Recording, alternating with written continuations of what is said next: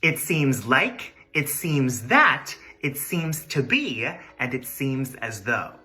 What's the difference?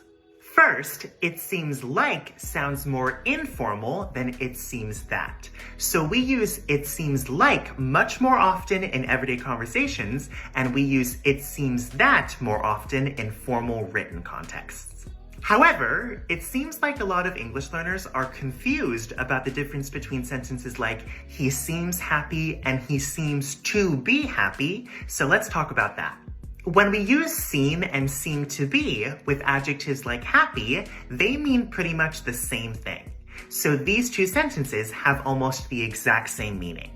However, when we use seem and seem to be with nouns and noun phrases, I would say that it's more common to use seem to be.